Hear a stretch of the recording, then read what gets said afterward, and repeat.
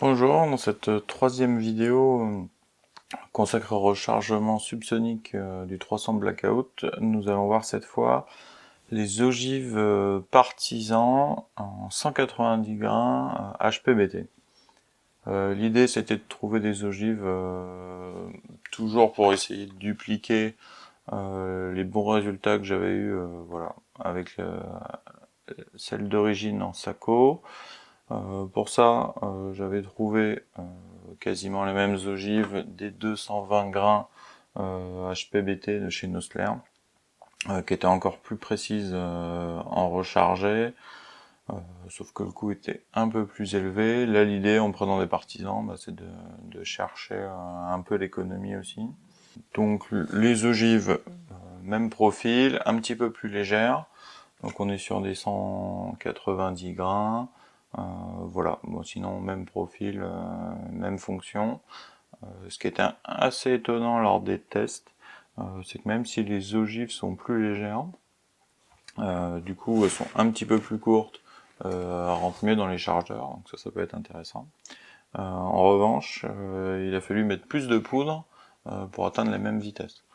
Alors que sur les tests, voilà, je suis resté sur les mêmes éléments, c'est-à-dire les étuis marque Sako, les amortes c'est des CCI 400, même poudre, Vita N110.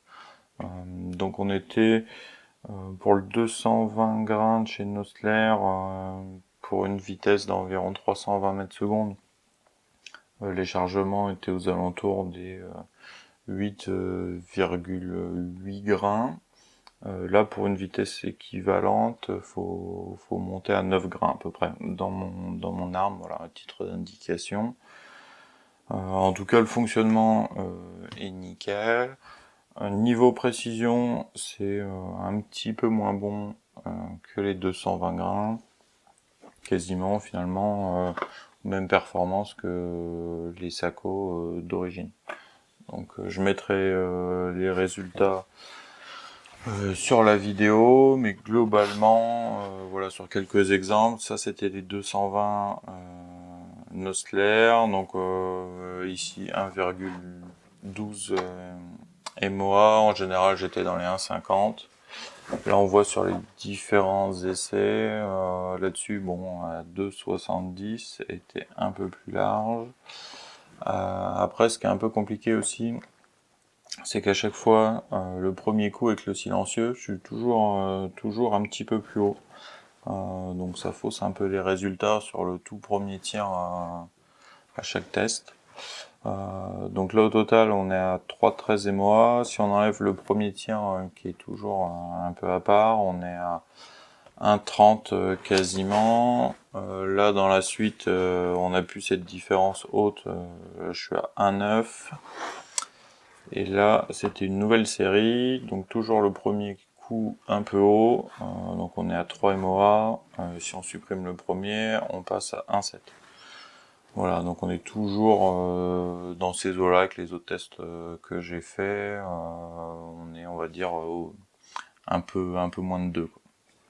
Ce qui reste correct pour du subsonique dans ces eaux-là, mais on n'est pas aussi bon que les Nosler qui, elles, étaient plutôt en dessous d'1,5. Donc sinon, c'est assez intéressant. Le coût forcément est beaucoup moins élevé. Ça me revenait dans les 80 centimes la cartouche avec des ogives Nosler. Là, on est plutôt dans les 40 centimes. Donc il y a une vraie différence.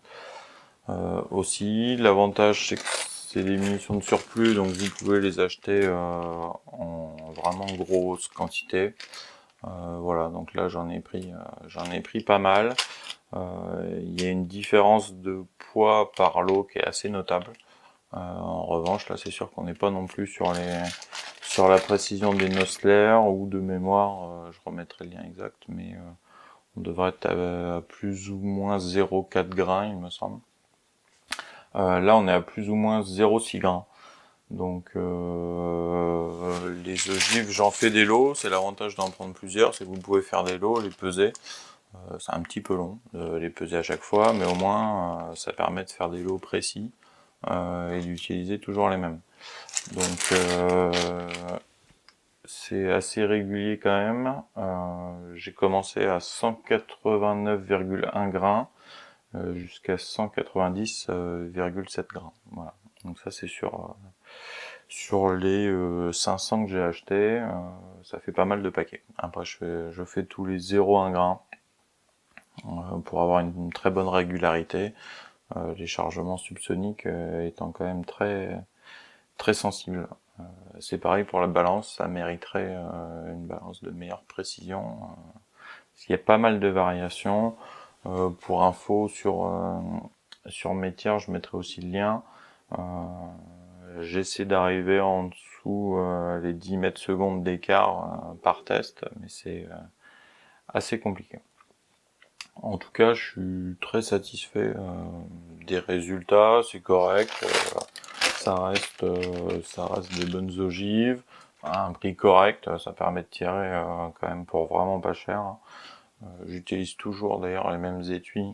Là, ça fait 4 fois qui sont rechargés. Voilà, c'est les étuis Sako, ils sont de bonne qualité. L'avantage aussi du subsonique, c'est que ça abîme pas les étuis. Hein.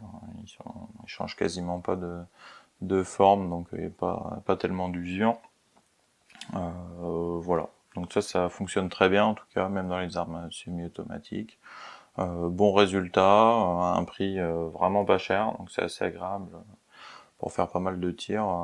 Là, on est vraiment sur quelque chose de très intéressant.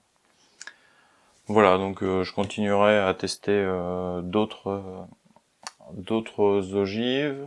Pour le moment, c'est tout ce que j'ai en subsonique. Là, je pense que j'ai trouvé une bonne formule, donc je verrai si je trouve d'autres options plus tard. Quelques tests en plus à venir, cette fois sur du supersonique. Donc j'avais des Hornady VMAX 110 grains, donc ça à tester. Pareil, hein, c'est pour voir un petit peu ce que ça donne, si ça tire bien et si on peut tirer un petit peu plus loin avec ça. Et autre comparaison, j'ai aussi acheté des Partisans, cette fois de surplus en 139 grains. Donc voilà, ce sera les prochaines vidéos à venir, voir un petit peu les résultats et voir jusqu'où on peut tirer sans trop de soucis. Voilà, j'espère que vous avez aimé, que ça vous donne de bons conseils et on verra la suite dans les prochains épisodes.